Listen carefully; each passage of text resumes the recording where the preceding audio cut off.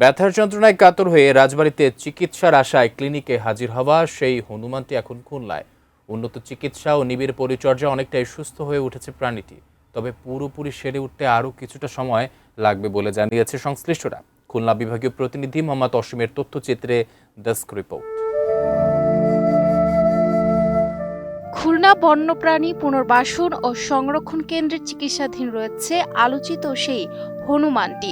কয়েকদিনের চিকিৎসা ও পরিচর্যায় তার শারীরিক অবস্থার উল্লেখযোগ্য উন্নতি হয়েছে।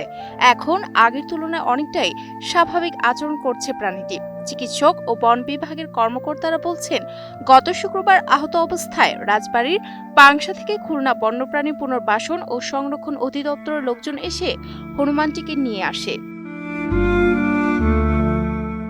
এরপর থেকে নিয়মিত চিকিৎসা দেওয়া হচ্ছে তাকে।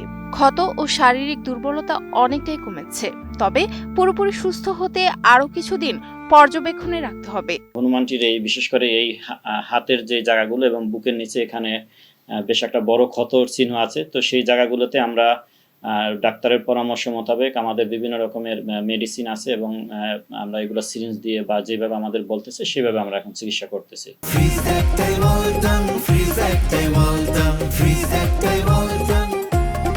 বন বিভাগ জানিয়েছে, হনুমানটি খুলনায় আসার পরও নিজের ক্ষতের স্থান নিজে বুঝিয়ে দিচ্ছেন।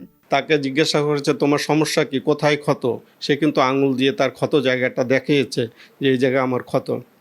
2-3 জায়গা তার ক্ষত আছে এবং সেই ক্ষতগুলোতে তার অ্যান্টিবায়োটিক দেওয়া হচ্ছে। চিকিৎসকের পরামর্শক্রমে সেই ওষুধগুলো প্রয়োগ করা হচ্ছে। এর আগে গত 16 জুন রাজবাড়ীর পাংশা শহরের একটি বেসরকারি ক্লিনিকে হঠাৎ হাজির হয়েছিল হনুমানটি।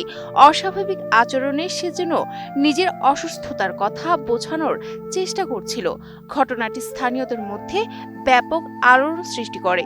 পরে স্থানীয় বন বিভাগ প্রাণীটিকে উদ্ধার করে প্রাথমিক চিকিৎসা দেয়। পরবর্তীতে উন্নত চিকিৎসার জন্য তাকে খুলনা বন্যপ্রাণী পুনর্বাসন ও সংরক্ষণ কেন্দ্রে পাঠানো হয়। এখানে বিশেষজ্ঞদের তত্ত্বাবধানে চলছে তার চিকিৎসা ও পরিচর্যা।